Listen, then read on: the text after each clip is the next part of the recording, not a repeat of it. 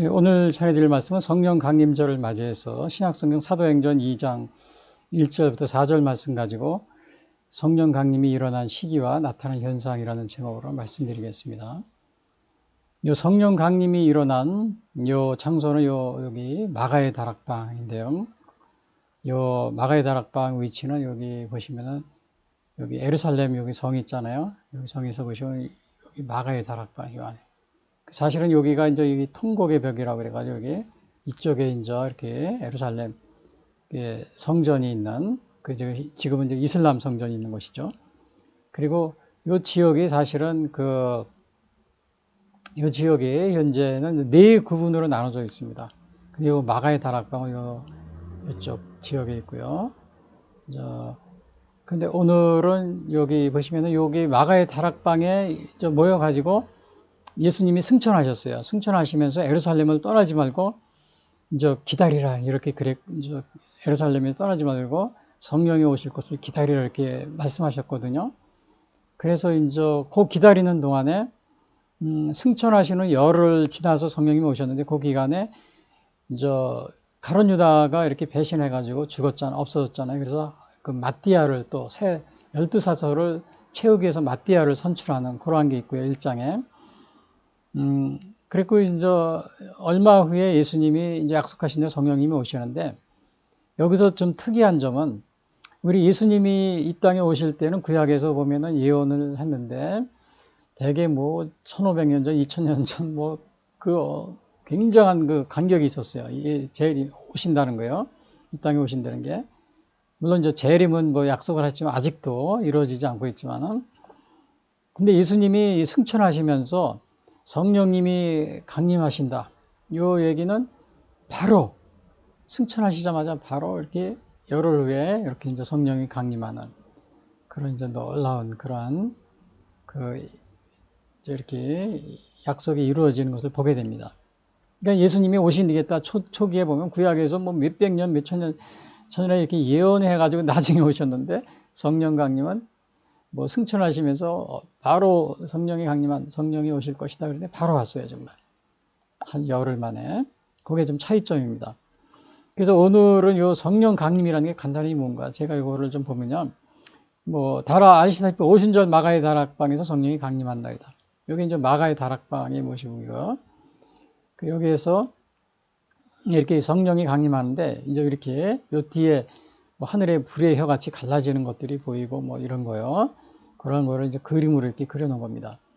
그리고 여기 보시면 부활일에서 50일째 되는 날 승천. 그러니까 50일째 되는 날인데 승천하신 후에 열흘 후에 그러니까 예수님이 40일 만에 이렇게 이제 부활하신 후 계셨잖아요. 그리고 승천하시고 나서 열흘 만에 이렇게 50일째 됐네. 그래서 여기 아마 그래서 오순절 이렇게 그 이름이 이제 이렇게 붙여진 것 같아요. 그리고 이제 요때는 이제 교회의 탄생일로 이렇게 축하하고 있습니다. 그리고 요거는 4세기 말부터 예루살렘에서 이렇게 이제 기념하는 그런 행사가 있었다고 합니다. 그래서 오늘은 제가 요 성령 강림절을 맞이하면서 이제 우리 그 성령 강림절에 일어났던 그러한 것에 대해서 요를 좀 이게 제가 이렇게 보겠는데요. 여기 보시면 성령 강림이 일어난 시기와 나타난 현상에 대해서요. 근데 이제 사실 제가 오늘은 5월 이제 19일이지만 어제죠. 어제 보니까는 그 5월 18일 제가 뉴스를 들으니까 그 5.18 기념식을 하더라고요. 그 5.18 기념식을 하는데 거기에 뭐 정치인들이 다 이렇게 참여하고 또 이제 그렇게 하면서 이제 5.18을 뭐 헌법에 넣겠다 막 이런 식으로 막 얘기하고 그러는데 근데 이제 제가 여기 성령 강림절 오늘 요거 말씀드리기 전에 어제 또 굉장한 뉴스가 있고 또 기념식도 하고 또 이렇게 그런 걸 듣고 제가 간단히 느낀 점 말씀드리면 정말 이 5.18을 헌법에 넣어서는 안 됩니다. 왜냐하면 우선 돌아가신 분들, 억울하게 돌아가신 분들, 강주분들, 유족분들, 그거는 우리가 기억하고 이렇게 해줘야 됩니다. 그러나 그렇다고 해서 지금 강주에 5천여 명의 유공자 명단도 우리가 모릅니다. 그리고 그 유공자도 우리 국가보훈처가 여기 중앙행정에 있는데 거기서 정한 것이 아니고 강주에서 따로 정했습니다. 그리고 5천여 명의 유공자인데 전혀 누가 어떠한 일을 어떤 공정을 했는지 알 수 없고요. 또 하나는 물론 이제 강주 그 유족분들한테는 좀 죄송한 얘기입니다만 그 광주는 사실은 3.1 운동이 우리 헌법에 넣어도 전혀 우리가 그 이제 반대를 하지 않습니다. 왜냐하면 그거는 비폭력 평화 시위였습니다. 그런데 광주는 비폭력 평화 시위가 아니었어요. 비폭력 평화 시위가 아니고 그냥 한 천여 명의 무장 세력이 있는데 아직도 그 사람 정체들이 밝혀지지 않고 있고요. 그거는 제가 이렇게 임의로 얘기하는 것이 아니고 그것이 유네스코의 유엔에 뉴욕에 거기에 이렇게 등재되어 있습니다. 거기 등재되어 있는데 거기에 보면 그 많은 사람들 사진들이 나오는데 정체불명의 사람들이 천여 명 돼요. 그리고 또 거기에 보면 이렇게 그렇게 장갑차를 끌고 다니든지요. 600여 대의 장갑차, 그 다음에 기관총, 수류탄, 그 다음에 2천여 발의 다이나마이트가 강주도청에 장착돼 있었고요. 또 한 40개의 무기고가 털리고 이런 거요. 야, 그런데 이거를 우리가 헌법에 올리면은 그러면 사람들이 그 정신을 이어받아가지고 정말 오늘날로 다른 말로 얘기하면은 서울 광화문에 중앙청 옆에 다이나마이트 2,000발 설치해 놓고 그거 터지면 서울 종로구 그냥 다 날아갑니다. 마포구까지. 그 당시에 그 광주 시내 한 3분의 1 날아갈 정도 위력이 있었다고 그랬는데 그거 해체하면서요. 그리고 그냥 천여 대의 장갑차 뺏어가지고 시위하고 그다음에 50여 개에서 서울 시내에 있는 경찰서 다 털어가지고 거기다 무기고 뺏어가지고 그렇게 하면서 시위하면은 여러분 그걸 헌법에 넣으면 그런 식으로 다 따라서 할 거잖아요. 그래서 그걸 거기에 해서는 안 된다는 겁니다. 그리고 거기 유공자 명단 그 유공자분들이 뭘 어떻게 했는지 제가 이렇게 말씀드리는 거는 이제 강주에 돌아가신 분들을 우리가 기억을 해주고 그분들은 정말 우리가 보상되고 그래야 됩니다. 그렇다고 그래서 거기에 아직도 밝혀지지 않는 이러한 폭력적인 이러한 거에 대해서 우리가 분명하게 짚고 넘어가야 돼요. 그렇지 않고 그 헌법에 넣으면 다 그런 식으로 말해요. 총 들고 그냥 장갑차 몰고 다니면서 군경 이게 다 경찰서 습격해가지고 무기 뺏어가지고 100여 군데 무기 뺏어가지고 그다음에 다이나마이트 중앙청에 서서 협박하고 지금 윤석열 대통령도 거기 하셔서 헌법 넣는다고 전에 대통령 취임식 할 때 후보자 이렇게 하고 그러셨는데 누구 누구의 또 한동훈 법무장관도 그렇고요. 그러면은 용산 그 옆에다가 이 다이나마이트 2,000발 설치해 놓고 제 매장해 놓고 그래가지고 민주화 운동 그렇게 하면 좋겠습니까 그게? 제가 좀 이런 말을 하면 저도 정말 싫어하는 사람 많이 있습니다. 그러나 제가 정말 저는 이 나라를 위해서 제가 이 말을 합니다. 여러분들이 싫어하더라도. 그러나 또 말씀드리지만 강주분 억울하게 정말 돌아가시거나 또 유족 같은 분들은 우리가 위로를 해주고 그래야 됩니다. 그것까지 하라는 건 아니고요. 그래서 그 헌법에 넣는 거 이거는 그래서 넣을 수가 없는 겁니다. 그리고 또 하나는 그리고 제주 4.3도 마찬가지예요. 또 이제 거기 제주 4.3도 지나보니까 가서 기념하고 그러는데 여러분 지금 일본의 총리들이 야스쿠니 신사 참배를 우리가 반대하잖아요. 가면 왜 그래요? 거기 2차 세계대전 때 그냥 죽은 사람도 있지만은 또 전범도 같이 합사되어 있기 때문에 그렇습니다. 지금 우리나라는 정말 죄송한 얘기입니다. 5월 18일 날 이 무장 폭력 세력들이 그다음에 유공자 이게 규명이 안 된 상태에서 같이 공산주의 운동을 했던 사람이 그 안에 있을지도 모르는 겁니다. 같이 우리가 그거를 기념하고 그러는 거 정말 이게 문제가 많은 겁니다. 사실은 일본의 총리가 야스쿠니 신사 참배하면 매년 여러분들이 8월 15일 날 정치인들이 비난하고 우리도 비난하고 언론이 비난하고 그랬는데 지금 제주 4.3도 그거나 거의 유사합니다. 물론 거기에 이제 돌아가신 분들까지 비하하는 건 아닙니다. 그분들은 우리가 정말 그 유족들은 잘 보듬어주고 또 우리가 이렇게 도와주고 그래야 되지만 그렇지 그거에 대해서 공과 사 또 이런 것들은 분명히 가려야 이 나라의 미래가 있는 겁니다. 지금처럼 여러분들이 그런 식으로 하게 되면 정말 이 나라에 앞으로 누가 이 대한민국 조국을 위해서 어느 군인, 어느 또 이 경찰, 이 나라를 위해서 목숨을 바쳐서 일을 하겠습니까?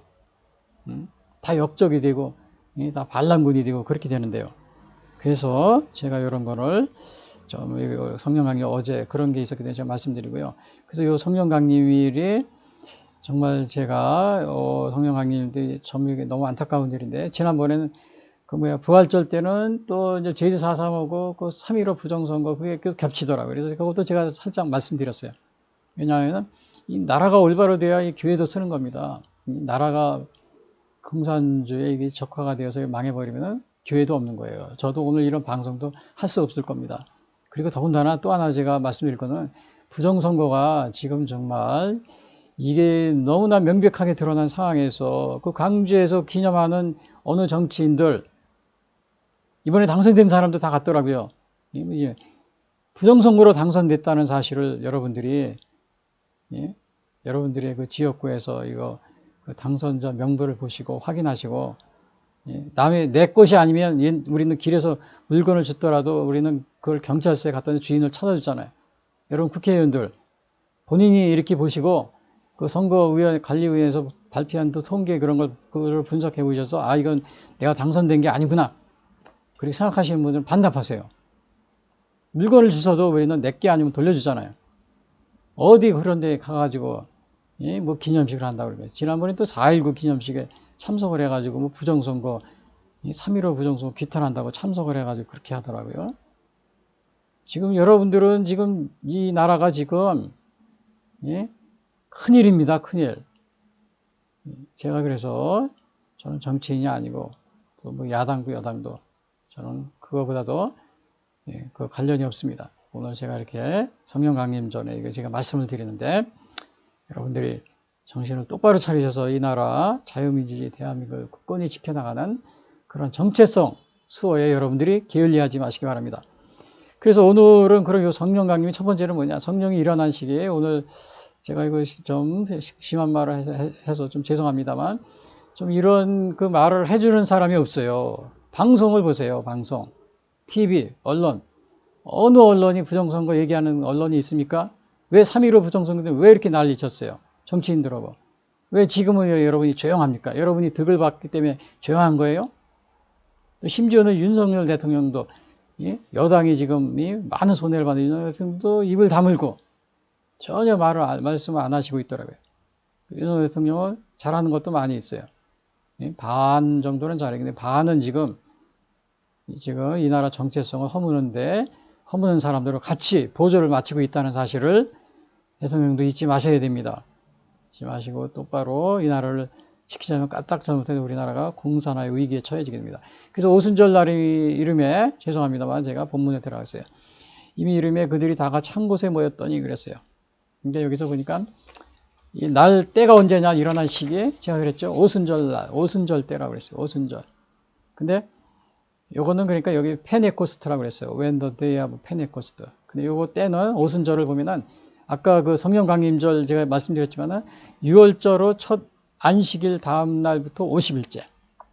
그게 바로 예수님 부활 후 50일째 되는 날. 그렇게 생각하시면 됩니다. 예수님 부활절이 초실절에 있었어요. 그래서 초실절부터 50일. 그 다음에 예수님이 부활 후 50일째 되는 날. 6월절이고 6월절 다음부터 무교절이 시작됩니다. 그러니까 6월절 또 무교절 그 다음에 초실절 이렇게 시작이 되는데 그 초실절부터 50일째 되는 날이다. 그건 이제 레위기 23장에 여기 나와 있어요.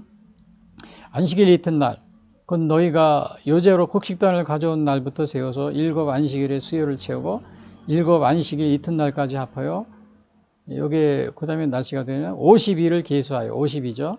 50일을 계수하여 새 소재를 여호와께 드려. 그러니까 여기서 안식일 이튿날부터 세워가지고 이제 7 안식일 그때 이제 50일째 되는 날 이렇게 하라. 여기 이제 그렇게 기록이 되어 있습니다. 그러니까 요거를 그래서 오순절에 77절 또는 맥주절 이렇게도 부르고요. 또 이제 이것이 3대 절기 중에 하나입니다. 장막절, 유월절, 그 다음에 성령 강림절, 오순절. 그러니까 3대 절기 중에 일어난 게 바로 성령 강림. 그래서 오순절 성령 강림의 역사 이렇게 합니다. 그리고 1세기경부터는 이제 시내산에서 율법을 받은 날, 그때 이제 율법을 받았거든요. 시내산에서. 그래서 율법을 받은 날로도 이렇게 기념하고 있습니다. 근데 요 3대 절기 때는 제가 오순절, 장막절, 그 다음에 오순절, 장막절, 유월절이 그 3대 절기라고 그러는데 요때는 그 이스라엘 백성들이 예루살렘 방문을 해야 됩니다. 예루살렘 성전을. 그래서 신명기 16절에 나옵니다. 16장 16절. 제가 읽어드릴게요. 너희 가운데 모든 남자는 1년에 3번 곧 무교절과 칠칠절과 초막절에 네 하나님 여호와께서 택하신 곳에서 여호와를 배웁되 빈손으로 여호와를 배웁지 말고 각 사람이 네 하나님 여호와께서 주신 복을 따라 그 힘대로 드릴지니라. 그래서 여기서 모든 남자는 1년에 3번 이렇게 하나님 앞에 배워라. 성전에 이렇게 가라. 이렇게 방문하라. 이런 게 있습니다. 그래서 거기서 예물을 드리고, 그래서 오늘 요때 이제 그러한 그 오순절에 그렇기 때문에 많은 사람들이 바로 오순절 여기 예루살렘에 왔는데 이런 역사가 일어났던 겁니다. 근데 이 예루살렘에 모였어요. 그 여기 이제 이렇게 보시면은 여기서 보면 오순절 날 이미 그들이 다 한 곳에 모였다고 그랬잖아요. 이 한 곳이 어디냐면은 예루살렘입니다. 근데 이 예루살렘은 어떠한 곳이냐? 여기는 정말 오늘날로 말하면 이 복음의 중심지입니다. 율법이 나온 곳, 우리 이 시작된 그러한 것이 터전이 되고요. 그리고 솔로몬 왕이 거기다가 성전을 지은 곳인데 아브라함이 이삭을 모리아산 있죠. 그 모리아산에서 이렇게 제물을 드리면서 또 거기 그 자리에다 솔로몬이 성전을 지은. 그러니까 결국은 이 예루살렘이라는 게 뭐냐? 아주 하나님의 말씀이 여기에 율법과 하나님의 말씀이 그 진리의 운동이 일어났던 그러한 장소입니다. 이것은 이사야서 2장 2절에 아주 잘 나와 있어요. 예, 이거 제가 좋아하는 성경 구절인데요. 말일에 여호와의 전에 산이 모든 산 꼭대기에 굳게 설 것이요 모든 산 위에 뛰어나리니 만방이 그리로 모여들 것이라. 아, 예루살렘이로요. 많은 백성이 가며 이르기를 오라 우리가 여호와의 산에 오르며 야곱의 하나님의 전에 이르자. 그가 그의 길을 우리에게 가르치실 것이라. 우리가 그 길로 행하리라 하리니 이는 율법이 예루살렘에서부터 나올 것이요 여호와의 말씀이 예루살렘으로부터 나올 것임이니라. 얼마나 멋있는 말입니까? 사실 이것이 이사야가 예언한 건데 여기서 이게 성취됐습니다. 오순절 성령 강림 이후에 교회가 생겼잖아요. 교회가 시작이 돼가지고 그리고 나서 어떻게 됐어요? 이 교회 여기에서 하나님의 말씀이 나와가지고 모든 만방이 바로 이제 모여왔던 겁니다. 오순절 당시에도 그 성령 강림 당시에도 많은 사람들이 전국 전 세계 각지에서 다 와서 이렇게 모여들었던 그런 거고, 또 실제로는 예수님이 교회가 생긴 후에 많은 사람들이 이제 하나님의 말씀으로 이렇게 그렇게 그 역사가 일어난 것이 바로 예루살렘입니다. 저는 이 이사야 성경 구절을 읽을 때마다 이 장에 여기가 대한민국의 서울이, 오늘날 대한민국의 서울이 정말 율법이 나오고 하나님의 말씀이 나오고 또 진리의 운동이 살아나는 그러한 곳이 되었으면 어떤가 이 말세. 저는 좀 그러한 꿈을 좀 꾸고 있습니다. 우리 대한민국에. 근데 이러한 꿈을 꾸는데 정말 지금 이 나라가 온전해야 되는데 정말 이 부정선거가 어마어마한 전자개표기를 사용한 이래 2020년부터 전자개표기, 2010년부터 사전선거 완전히 이 나라가 정말 그 전산 조작, 통계 조작으로 해서 이게 부정선거로 해서 그냥 불법의 부정으로 당선된 정치인들이 그냥 이 나라를 그냥 완전히 정말 이렇게 하고 있는데도 정말 제가 안타깝습니다. 율법이 예루살렘에서 나올 것이요. 거룩한 제사장이 나라가 되어야 되는데 하나님의 말씀이 나오는 그러한 곳이 되어야 되는데 온갖 부정과 불법과 부패가 판치면은 그러한 부정도 또 있어도 그걸 하나 제거를 못하는 겁니다. 이 부정선거의 제거. 그리고 여러분 저기도 보지만 프랑스나 독일이나 아니면 일본 다 수개표합니다. 그 자리에서. 우리나라는 당선자 통계를 위에서 발표해 가지고 국민들에게 공포를 합니다. 그리고 이상이 있다 그러려면 그거를 조사하려고 그러면 재판을 신청하면 어마어마한 5천만 원, 뭐 1억 돈을 내야 돼요. 근데 그렇게 하지 않고 대만이나 프랑스 이런 데서는 투표 끝나자마자 그 자리에서 국민들이 셉니다. 예? 세 가지고 그 숫자를 선거관리본부에다 알려주는 거예요. 그럼 거기서는 받아 쓰는 겁니다. 통계를, 표를 만들어서. 속일 수가 없겠죠. 우리도 그렇게 해야 됩니다. 그 투표한 그 장소에서 바로 숫자를 뭐 몇 표 다 이렇게 이렇게 해가지고 그거를 선거관리위원회에 통보해주면 선거관리도 그걸 받아가지고 적어서 발표해주고 이렇게 해야 되는 거예요. 근데 반대예요. 국민들은 몇 명이 투표했는지도 모르고 그다음에 전혀 모르는 상태에서 선거관리에서 그냥 뭐 밤 지나가면 아침에 쭉 발표합니다. 통계. 그리고 이상이 있다 그러면 뭐 선거 불복이네 무슨 뭐 음모론자네 그래가지고 또 그냥 막 몰아세우고 다 입을 다물고 있습니다. 정치인들. 어제 그 5.18 묘제 저기 가가지고 거기 또 참여한 기념식에 참여하는 그 정치인들 다. 그런 데는 또 잘 가요. 잘 가는데 자기가 국회의원이 아닌지도 모르면서 정치인이 아닌지도 모르면서 또 참석하면서 지난번에 4.19 부정선거 기념식에 참석해가지고 부정선거 규탄하는 3.15 부정선거 그런 참석을 해서 그렇게 하는데 제가 너무 안타까워서 이 말을 제가 하는 것은 여기 보세요. 율법이 예루살렘에서부터 나올 것이요 여호와의 말씀이 예루살렘에서부터 나올 것임이니라. 얼마나 멋있는 말이에요. 말이래. 예? 여호와의 산에 오르며 우리 대한민국 서울이 그렇게 되기를 제가 그 꿈인데 지금 여러분 정치인들이 이렇게요. 부정으로 당선된 정치인들이 그거를 하나 고치지 못하고 제가 또 말씀드린 것은 다 수개표 하잖아요. 대만도 엊그제 보셨죠? 지난 몇 달 전에 수개표 하잖아요. 프랑스도 독일도 다. 근데 이렇게 수개표 해가지고 그적석에서 해가지고 이거를 얘기하고 그래야 부정선거 개혁하는 정치인이 하나도 없어요. 그걸 얘기하는 정치인도 없고 5.18 가가지고는 뭐 헌법에 넣겠다 이 얘기는 그냥 다 잘합니다. 너도 누구한테 질까봐 그냥 어떤 국회의원은 당선되자마자 거기 가서 뭐 그냥 처녀 되는 묘지에 그냥 다 일일이 닦고서 뭐 절을 했다는 그런 국회의원도 있어요. 여러분 그거 여러분들이 이거 우리가 정말 이런 부정과 부패 여러분들이 이걸 없애지 않으면 우리나라 대한민국에 예루살렘에서부터 율법이 나오고 다 우리 모든 산 위에 뛰어날 것이요 이런 것이 될 수가 없습니다. 제가 이것이 바로 이사야 선지자 예언이 우리 대한민국에서 이루어지기를 바라고 있는데 저게 너무 요즘에 제가 실망이 좀 커서 제가 좀 듣기 소리도 좀 했습니다. 우리 정치인들 선거 개혁을 좀 반드시 하세요. 개혁을 해가지고 헌법을 뭐 개정하든지 말든지 그렇게 해도 여러분이 관계가 없어요. 그러나 부정으로 당선된 이 정치인들이 말이에요. 그거를 헌법을 개정하고 뭐 그런다고 지금 뭐 신문에 나오고 이게 말이 되는 겁니까? 정상으로 당선된 국회의원이라면 우리가 뭐 헌법을 개정하든 안 하든 그냥 믿고 맡깁니다. 그러나 그게 아니잖아요. 아니니까 정말 너무 이 나라가 어떻게 여러분 말 안 해도 여러분 알 겁니다. 그 결말은 알 거예요. 그래서 여러분 성령 강림절을 여러분 기념하고 있습니까? 사실은 이때 이 풍습을 많이 있었어요.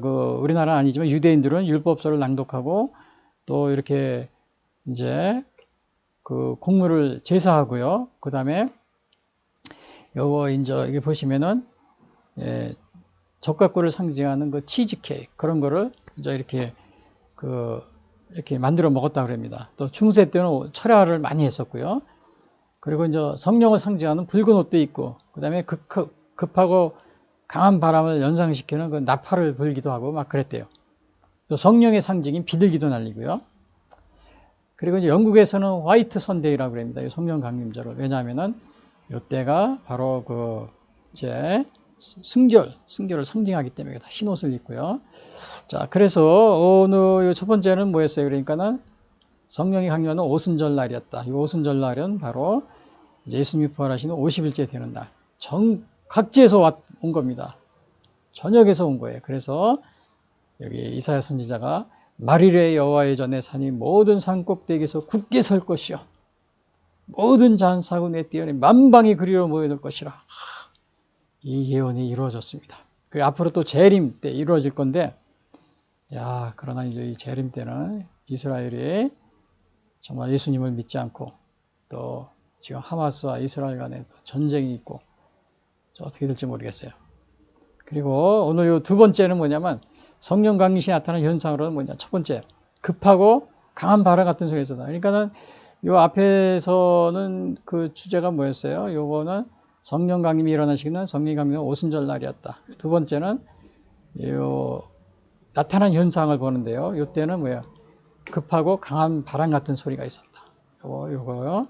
그래서 이제 호련히 하늘로부터 급하고 강한 바람 같은 소리가 있어 그들이 앉은 온 집에 가득하며 그랬어요. 여기 보시면 영어로 보시면은 제가 여기 영어로도 써놨어요. A sound like the blowing of a violent wind라고 그랬죠. 급하고 강한 바람이라고요. 근데 여기서 호련히 하늘로부터 성령이 내려왔다 그랬죠. 호련히 하늘로부터 성령. 근데 성령이 내려왔는데 이게 좀 문제가 많아요. 제가 왜 문제가 많냐고 그러냐면 성령님이 하늘에서 내려오시는데 그러면 이 성령님이 하늘에는 성부와 성자가 계시잖아요. 그러면 이 성령님은 누가 보낸 거냐 이거 가지고 굉장히 논쟁이 있었습니다. 그래서 논쟁이 있었는데 이거를 필리오케 논쟁이래요. 이 성령을 하나님의 아버지가 보낸 것이냐 또 예수님이 보낸 것이냐 막 이거 가지고 그 서방교회 오늘날은 로만 카톨릭이죠. 지금 우리 개신교고 또 동방교회는 그리스 정교회라고 합니다. 그래서 지금 우크라이나, 러시아, 아르메니아 뭐 이런데 동방정교회 믿고 있어요. 갈라졌습니다, 둘이. 갈라졌는데 여기 보시면은 그걸 필리오케 논쟁이라고 제가 여기 써놨죠. 성령이 여기서 왜 그러냐면 하늘로부터 급하고 성령이 오셨다는데 이게 누구한테 온 거냐 이거 가지고 막 논쟁이 있었어요. 그래서 서방교회는 요거는 이제 가톨릭과 개신교입니다. 성령은 성부와 성자에게서 나온다. 이렇게 얘기를 했어요. 근데 이제 여기 보면은 여기 어디서 그 요한복음 16장 7절에 그게 나와 있습니다. 그러나 내가 너희에게 실상을 말하니 내가 떠나가는 것이 너희에게 유익이라. 예수님이 승천하시는 거죠. 내가 떠나가지 아니하면 보혜사가 너희에게 오시지 아니할 것이요 가면 내가 그를 너희에게 보내. 그러니까 예수님이 보내신다 그랬어요. 물론 이건 하나님하고 예수님이 같이 보내신다. 이런 뜻을 가지고 있는 거죠. 근데 이제 동방교회에서는 이제 그리스 정교에서는 성령은 하나님한테서 나온다. 이렇게 주장을 했어요. 서방교회와 개신교는 성령님은 아버지와 성자 예수님으로부터 나오는 것이다. 그러나 동방교회는 하나님 아버지 하나님으로부터만 나온다. 성자는 관계가 없다. 이렇게. 그래서 여기 보시면은 요한복음 15장 26절 내가 아버지께로부터 너희에게 보낼 보혜사고 아버지께로부터 나오는 진리의 성령이 오실 때 그가 나를 증언하실 거예요. 여기 보면 아버지께로부터 나온다 그랬죠. 그러니까 이걸 가지고 동방교회는 이게 성령님은 아버지께로만 나오는 거야. 그래서 이거를 그러나 이제 서방교회는 아버지와 아들. 그게 아버지 아들을 그 라틴어로 필리오케라고 합니다. 그래서 필리오케 논쟁이라. 이것 때문에 1054년에 이게 교단이 갈라졌어요. 동방과 서방으로. 지금 러시아, 우크라이나 그쪽이 이제 동방인데 우크라이나는 전쟁 중이라 이제 러시아 그 동방 교회 같이 안 한다고 서방으로 옮긴다고 막 이제 그렇게 막 선언하기도 했습니다. 일부는. 근데 이게 문제는 그렇게 하다 보니까 교회가 러시아 같은 경우는 정교회가 정말 영향력이 큰데 오랫동안 이게 정말 따로 크리스마스도 다른 날입니다. 그다음에 뭐 부활절도 그렇고 그러다 보니까 하나가 되질 않아요. 하나가 되지 않고 그거 말고도 또 다른 점이 많아요. 뭐 성상 문제, 이런 그런 것들 문제 여러 가지가 있어요. 이제 그런 것 때문에 따로 이제 헤어졌는데 결국 그렇게 하다 보니까는 이게 같은 그 신앙을 하면서도 이렇게 좀 거리가 생기는 겁니다. 서로 화합이 안 되고. 그래서 저는 오늘날 그 러시아도 정교회가 많습니다. 그런데 러시아와 서방이 지금 이 나토 이 진영으로 나눠져가지고 이렇게 서로 화합이 안 되는 거는 이 교회 자체도 이게 좀 하나가 되지 않고 그런 건 아닌가. 그것 때문에 거기서도 원인을 좀 찾을 수 있지 않나 이런 생각이 듭니다. 왜냐? 똑같게 이렇게 섬기는 서방과 유럽은 서로 티격태격해도 서로 이렇게 화합이 되고 그럽니다. 근데 러시아하고는 좀 어려워요. 러시아나 그 정교를 믿는 쪽하고는요. 그래서 좀 그런 아쉬운 점도 있고요. 그래서 이제 결국 이 동서방이 갈라짐으로 이 같은 기독교를 믿으면서도 하나가 되지 못하니 오늘날 러시아와 서구가 대립하는 결과로 초래된 것은 아닌가. 꼭 그렇다는 건 아닙니다. 초래된 것이 아닌지 저도 그런 생각을 해요. 예를 들어 성탄절도 우리는 12월 25일이지만 저 동방종교는 1월 6일입니다. 근데 만약에 12월 25일 날 전쟁, 지난번에도 전쟁 중에 그 러시아에서 푸틴이 1월 6일 날 크리스마스, 러시아는 그게 크리스마스예요. 그러니까 우리 휴전하자 그러는데 우크라이나에서 안 한다고 그럽니다. 우리는 12월 25일 날 이미 성탄을 했다고 그러면서 계속 2차 세계대전은 정탄일 때 서로 싸우지 않고 휴전도 하고 그랬잖아요. 중간에서 모여가지고 뭐 축구도 차고 뭐 풋볼도 하고 그랬다고 그러더라고요. 독일과 뭐 프랑스 사이에서요. 이제 그런 게 안 되는 겁니다. 그런 게 안 돼요. 참 너무 아쉬운. 그리고 여기서 이제 급하고 강한 바람 같은 소리가 있다고 그랬죠. 그래서 성령을 이렇게 바람으로 묘사하는데 여기서 보시면은 이제 여기 급하고 강한 바람. 그래서 여기에 성령이 이제 바람, 르하우 또 피누마 이렇게 됩니다. 히브리어 르하우. 그다음에 히라버는 이제 피누마 이렇게 하는데 요거는 이제 시편 104편 4편에 보면 바람을 자기 사신으로 삼으시고 이런 말이 나와요. 근데 이 바람의 특성은 뭐냐면 바람이 부는 것은 알 수 있지만 어디서 오는지 알 수가 없어요. 그래서 요한복음 3장 8절로 바람이 임의로 불면 네가 그 소리는 들어도 어디서 와서 어디로 가는지 알지 못하니 성령으로 난 사람도 다 그러하니라. 그래서 바로 여기에 성령은 바람의 그 특성을 바람으로 이렇게 묘사하고 있다는 사실이요. 그래서 여러분들이 성령님이 뭐 여러분들의 우리 마음속에 있고 우리가 성령 충만해 여러분들이 그거를 뭐 이렇게 뭐 알 수 있습니까? 모릅니다. 여러분 바람이 부는 건 우리는 바람이 불지만은 분명히 불어요. 그러나 이게 어디서 어떻게 가는지 눈에 안 보이잖아요. 안 보여. 성령님도 마찬가지로 눈에 안 보여요. 눈에 안 보이니까 뭐 없는 거 아니야? 또 이렇게 생각할 수도 있겠죠. 그래서 오늘 성령님은 근데 이제 이 성령은 이 바람 말고도 또 뭐 비둘기 같은 성령, 불 같은 성령, 막 이렇게 말이죠. 생수 같은 성령, 생수 이런 거는 이제 요한복음 7장에 나오죠. 생수로 이렇게 표현하는 게 있습니다. 그리고 그 다음에는 여기 보시면은 이런 말이 있어요. 여기 보시면은 소리가 있어 그들이 앉은 온 집에 가득하며 그랬어요. 온 집. 그래서 이 온 집이 마가의 다락방이라는 겁니다. 여기서 마가의 다락방.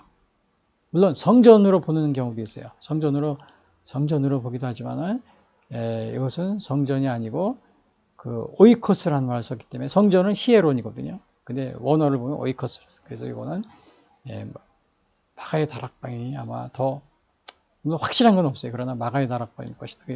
거의 이렇게 대부분의 사람들이 그렇게 생각하고 있습니다. 자, 그래서 오늘은 급하고 강한 바람 소리가 있었다. 성령 강림시예요. 그 두 번째는 뭐가 있었냐? 글씨가 작은데 저거요. 불의 혀처럼 갈라지는 것들이 각 사람 머리 위에 하나의 이마에 있었다. 성령 강림시에 나타나는 현상. 첫 번째는 급하고 강한 바람 같은 소리가 있었다. 소리를 들은 겁니다. 뭐 오늘날로 말하면 이 토네이도 같은 소리 샥 하고 여러분 우리가 가끔 뭐 그런 거 바람 소리 들리잖아요. 아마 그런 소리 같은 거겠죠. 그리고 또 하나는 이게 뭐예요? 불의처럼 갈라지는 것들이 각 사람 머리 위에 있었다. 그래서 여기 보면 불의처럼 갈라지는 것 각 사람 머리 위에 있었다. 그 성령의 임재를 뭐예요? 불로서 이렇게 표현한 겁니다. 근데 이러한 불로서 하나님의 임재는 불로서 표현하는 것이 구약에도 여기 나와 있어요. 구약에도 보시면은 여기 이제 시내산에서 하나님이 시내산에 강림하실 때 불과 불이 거기 임합니다. 출애굽기 19장 보면은 여기 제가 써놨죠. 19장 18절 시내산의 연기가 자욱하니 여호와께서 불 가운데서 거기 강림하심이라. 그러니까 거기에 뭐 번개와 빽빽한 구름이 산에 있고 나팔 소리가 매우 크게 들리고 그 다음에 백성들이 막 그래 떨었다고 그랬어요. 그래서 모세가 하나님을 맞으려고 백성을 거느리고 진에서 나오면 그들이 산기슭에 서 있는데 이거 지난 시간에 제가 했었는데 이겁니다. 여기 산기슭에 서 있다고 그랬는데 여기 보시면은 여기 다 백성들이 쫙 서 있는 겁니다. 모세가 하나님이 백성들 데리고 산기슭에 와서 기다리라고 그랬어요. 다 보라고 소리도 듣고. 그래서 뭐 모세만 혼자 가서 싹 동굴에 가서 뭐 예? 천사 만나고 왔다. 내가 만나고 왔다. 그렇게 해가지고 한 게 아닙니다. 하나님은 아예 소리까지 다 듣게 하셨어요. 예? 소리까지 듣게 하시고. 그리고 여기에서 그리고 여기 보면 불 가운데서 이렇게 하나님이 그랬죠. 불 가운데서 거기 강림하심이라. 그래서 오늘 여기서도 불의 혀처럼 갈라지는 것이 보여 그랬죠. 성령을 이렇게 불러서 묘사하고. 물론 이제 모세가 가시떨기나무에서 예수님, 하나님을 처음 만날 때도 그때도 가시떨기나무에 불이 붙었다. 그런 게 출애굽기 2장에 나오죠. 그래서 여러분들이 초자연적인 이런 하나님의 임재, 성령의 임재, 여러분 이런 거를 여러분은 믿을 수 있습니까? 여러분 이런 거 믿을 수 있어요? 여러분 이거 과학적으로 증명할 수 있어요? 하나님이 신의 강력 이거 과학적으로 증명할 수 있어요? 또 성령님의 이 임재 이런 거를 과학으로 증명할 수 있습니까? 불가능합니다. 우리 이성으로서 이런 것들을 이해하고 그런 게 믿음이 없이는 이런 거는 우리가 오늘날 물론 당시에는 이 많은 사람들이 봤어요. 그러나 우리가 보지 못하고 이렇게 말씀을 통해서 성경 말씀을 통해서 이렇게 할 때 믿음이 없이는 이거를 우리가 이해하고 받아들이는데 불가능합니다.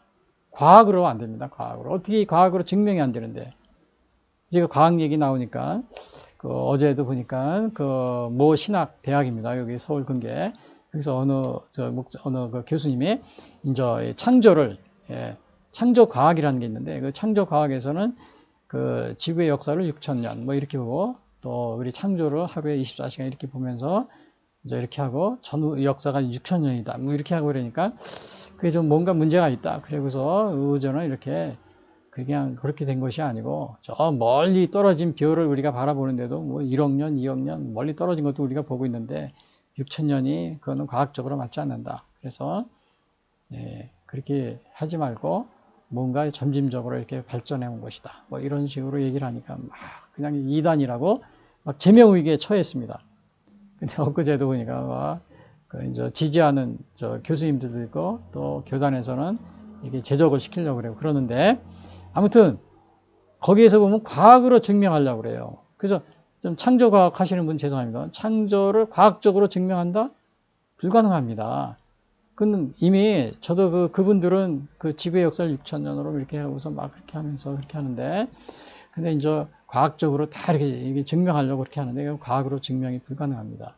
그는 과학 우상에 빠지는 거예요. 과학이라는 우상에 빠질 수가 있어요.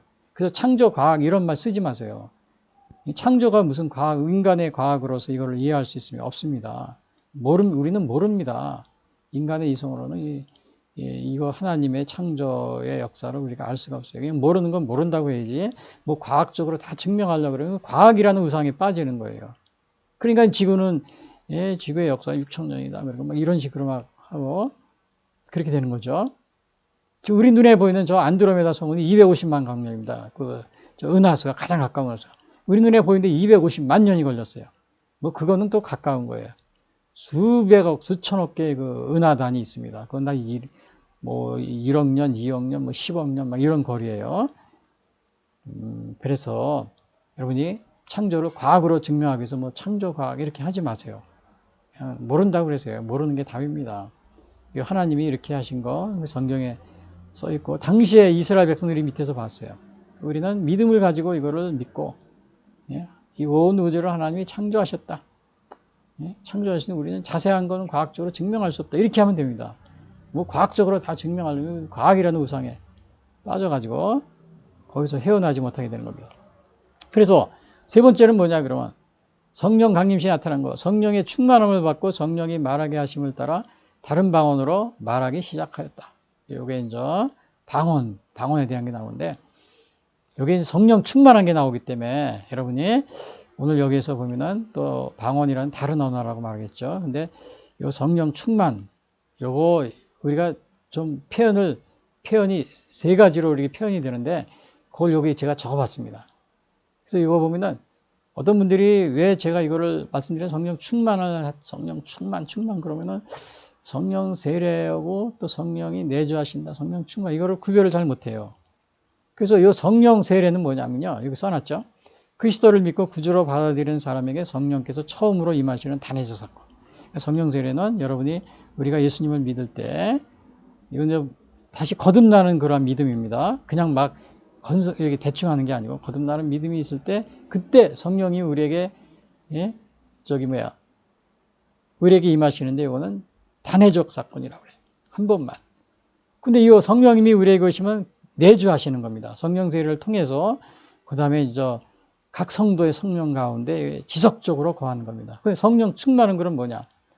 성령 세례로 성령이 내주하잖아요. 그러면 어떤 특별한 시기에 특별하게 강하게 우리 성도의 심령을 주장하시며 감동시키는 일이 감동시키는 겁니다. 어떤 특별한 시기에 강하게. 그 되풀이될 수가 있다는 겁니다. 그래서 성령 충만, 그걸 성령 충만이라고 합니다. 그래서 오늘 여기서 그들이 다 성령의 충만함을 받고, 근데 여기서는 여기에 나온 사람들은 성령 세례도 성령을 처음 경험하는 거예요. 그래서 성령 세례도 받고 성령 충만도 받고 동시에 이렇게 이제 받게 된 겁니다. 물론 성령이 이제 내주하신 건 물론 그런 거 당연하고요. 그래서 요거를 보시면은 성령 충만에 대한 게 이렇게 나와 있습니다. 에베소 5장 18절 술 취하지 말라 이는 방탕한 것이니 오직 성령으로 충만함을 받으라. 또 데살로니가서 5장 18절 성령을 소멸하지 말라. 이런 것이 여기 있고요. 그래서 물론 이제 구약 시대에는 그런 성령이 없었느냐? 물론 성령이 계셨어요. 그러나 구약 시대에는 그 성령님이 정말 이렇게 그 어느 특정한 목적을 위해 특정한 그 사람에게만 그때 임재한 겁니다. 예를 들면은 민수기 11장에 보면은 모세가 그 70인의 장로를 임명했을 때 그때 70인의 장로들에게도 성령이 임합니다. 그래서 11장 25절에 보면은 민수기 그 여호와께서 구름 가운데 강림하사 모세에게 말씀하시고 그에게 임한 영을 70장로에게도 임하게 하시니 영이 임하신 때에 그들이 예언을 하다가 다시는 하지 아니하더라. 그래서 그렇게 구약 시대에도 성령이 있었지만은 그러나 우리 예수님이 가시고서 승천하신 후에는 아주 우리에게 떠나지 아니시고 우리에게 계속 내주하신다는 거예요. 구약 시대에는 특정한 목적을 위해서 특정한 사람에게만 임재했다. 요 사실이요. 그리고 이제 여기서 방언을 한다고 그랬잖아요. 여기서요. 다른 언어들이 방언인데 어떤 분들은 이 방언이 그냥 꾸며낸 얘기, 뭐 그런 얘기다 이렇게 말씀하시는 분이 있어요. 근데 정말 이게 오늘날 이 방언이 각 나라 그 언어로 얘기했다잖아요. 그 뒤에 보면은 저는 오늘 4절까지만 그 뒤에 보면은 거기에서 외국에서 온 사람들이 온 나라 각 나라 말로 다 알아듣는 겁니다. 예를 들면 우리나라에서 하면은 중국에서 오면 중국말로 알아듣고 일본 사람도 알아듣고 일본 말로 하고 그런 식으로요. 그래서 심지어는 이제 어떤 분들은 이것은 그냥 하나의 그냥 꾸며낸 얘기다, 미화시키는 얘기다 이렇게 역사적 사실이 아니다 이렇게 얘기하는 경우도 있는데, 근데 여러분 제가 사도행전 26장 14절을 보면서 그게 아니라는 것을 제가 여러분에게 말씀드립니다. 여기 사도행전 26장 14절에 보면 이게 무슨 얘기냐면은 요거는 사도 바울이 이제 붙잡혔어요. 이제 3차 전도 여행까지 끝나고 이렇게 와가지고 근데 예루살렘 잡혀가지고 이렇게 막 신문을 받습니다. 근데 신문을 봤는데 그때 아그리빠 왕 앞에도 끌려가요. 거기서 막 아그리빠 왕이 이제 얘기하는 거예요. 너 무슨 죄가 있느냐 막 이렇게 얘기할 때 바울이 변론하는데 이렇게 얘기합니다. 우리가 다 땅에 엎드러지면 이제 바울이 회심했어는 다메섹에서 그 얘기를 하는 겁니다. 내가 소리를 들으니 히브리 말로 이르되 사울아 사울아 네가 어째 나를 박해하느냐? 가시채를 뒷발질하게 네게 고생해. 그러니까 여기서 히브리 말로 얘기했다. 하나님이. 자, 사도 바울은 히브리 말을 알아들어요. 그러니까 하나님이 히브리 말로. 만약에요, 제가 회심을 한다 그러는데 하나님이 저한테 히브리 말로 하면 제가 못 알아듣잖아요. 근데 아마 제가 회심할 때 하나님이 아마 한국말로 했을 것 같아요. 그렇죠? 사도 바울에게는 히브리 말로 했고. 그 다음에 만약에 일본 사람이 바울처럼 회심한다 그러면 일본어로 했을 것 같아요. 그러니까 우리 하나님은 어느 언어를 자유자재로 이렇게 할 수 있다는 걸 여기서 보여주는데, 여기서 각 나라 말로 여기서 방언을 이렇게 각 나라 말로 다른 언어로 말했다. 이거 하나님한테 아무것도 아닙니다. 그 예를 여기서 이렇게 보여주고 있잖아요. 사도 바울에게는 히브리 말을 아니까 히브리 말로. 만약에 바울에게 다른 말로 해서 로마 말로 하거나 이렇게 해서 못 알아듣겠죠. 근데 하나님은 바울은 히브리 말로 하니까 하나님이 히브리 말로 이렇게 다 하시는 겁니다. 그러니까 각 나라 사람들이 여기 와서 각자 이렇게 방언을 말한다 하더라도 하나님은 다 그걸 얼마든지 이 언어를 다 이렇게 하실 수 있는 그러한 분이시라는 거를, 그래서 이거를 뭐 역사적 사실이 아니다 이렇게 의심할 필요는 없습니다. 그걸 제가 말씀드리기 위해서. 근데 여기에 나오는 이렇게 각 나라 방언인데 이게 만국 방언이라고 그래요. 근데 이거는 이례적입니다. 당시에만 일어났던 거예요. 근데 오늘날의 요 고린도전서 그 14장에 나오는 방언은 좀 다른 겁니다. 알아듣지 못하는 요 방언입니다.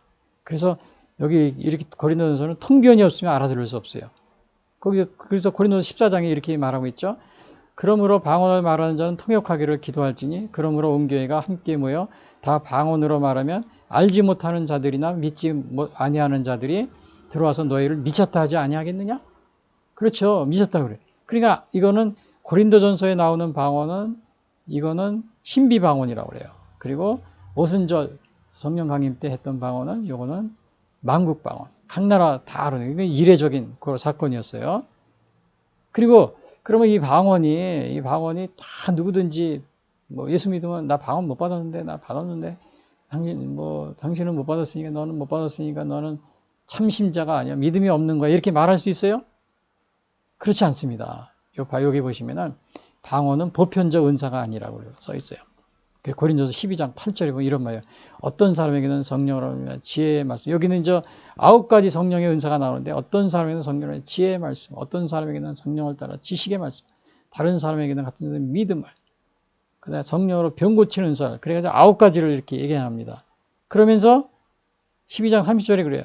다 병 고치는 은사를 가진 자이겠느냐? 다 방언을 말하는 자이겠느냐? 다 통역하는 자이겠느냐?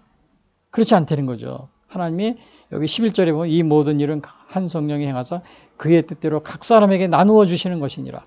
그러니까 어떤 사람은 병 고치는 은사죠. 어떤 사람은 없어요. 어떤 사람은 방언의 은사가 있으면 그렇지 못하는 사람이 있어요. 통변의 은사지 못하는 사람이 있어요. 그러니까 우리가 방언을 하는데 병 고치는 은사가 없다니까 믿음이 없다. 아직 성령 세례를 못 받았네. 이렇게 그렇게 하지 못한다는 겁니다. 왜? 보편적 은사가 아니기 때문에 이 방언은요. 그래서 혹시 여러분들이 이 방언을 받고 또 못 받는 사람 주위에 있잖아요. 그렇다고 해서 여러분들은 너무 자만하거나 또 그러지 않습니까?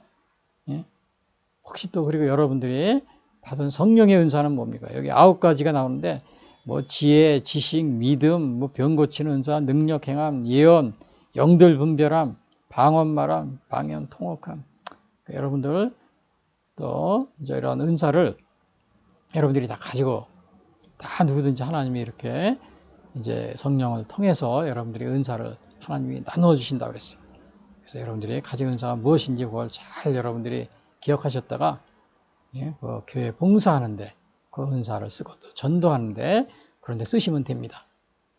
그런데 쓰셔서 정말 저 같은 경우도 우리 주위에 아픈 사람이 제가 나이 들다 보니까 우리 주위에 아픈 사람이 너무나 많아요. 또 불치병이 걸려 못 고치는 사람도 많아요. 그래서 저는 정말 이 사도 바울이나 또 베드로 사도처럼 하나님 저에게는 이 병 고치는 은사를 좀 주시옵소서 막 그런 기도를 할 때가 많이 있습니다. 너무 안타까운 경우가 너무 많이 있으니까.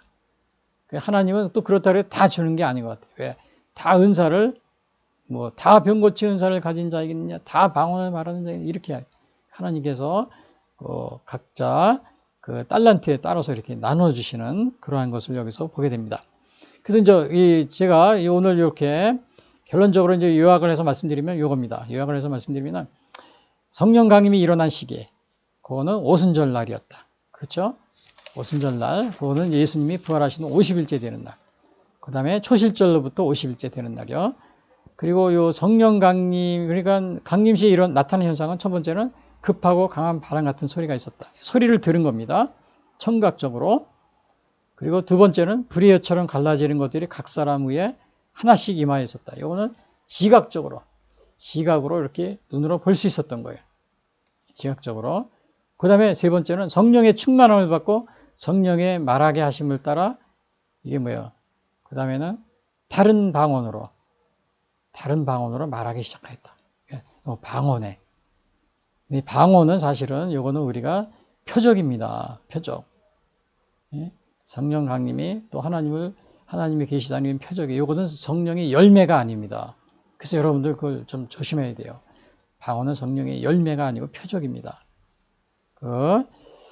그거 여러분이 꼭 이제 기억하시고요. 그래서 오늘 결론적으로 말씀드리면은 이겁니다. 첫 번째, 제가 세 가지를 써놨습니다. 첫 번째, 성령 강림절, 성령 강림이 일어난 시기가 나타난 현상이 결론. 첫 번째, 성령 강림은 주님이 부활 승천하신 후 우리를 고아와 같이 버려두지 않으시겠다는 예수님의 약속의 선취이다. 그렇죠. 예수님이 승천하시면서 살아계실 때 뭐라 그랬어요? 내가 아버지께 구하겠으니 요한복음 14장 16절 그가 또 다른 보혜사를 너에게 주사 영원토록 너희와 함께 있게 하리니 그는 진리의 영이라 세상은 능히 그를 받지 못하나니 이는 그를 보지도 못하고 알지도 못함이라 그러나 너희는 그를 아나니 그는 너희와 함께 거하시며 또 너희 속에 계시겠습니다. 내가 너희를 고아와 같이, 이거 고아입니다. 여기 보시면은 고아와 같이 버려두지 아니하고 너에게로 오리라. 고아와 같이 버려두지 않겠다. 그렇게 하셨는데 그 약속을 지키셨어요. 지키셔서 예수님은 승천하고 가셨지만은 대신 성령님을 보내셔서 우리와 함께 지금 내주하고 계십니다. 근데 이 내주하시는데 성령님을 두 번째, 그 다음에 성령님을 통해서 교회의 시작이 돼서 사도 베드로가 겁쟁이였습니다. 예수님을 부인하고 세 번씩 부인하고 도망갔잖아요. 그런데 이 부활하신 주님을 뵙고 또 성령 강림 후에는 완전히 바뀌어가지고 그냥 그 한 번 설교하는데 3,000명이 회개했다고 그랬어요. 3,000명. 그리고 나중에는 정말 순교까지 순교했습니다.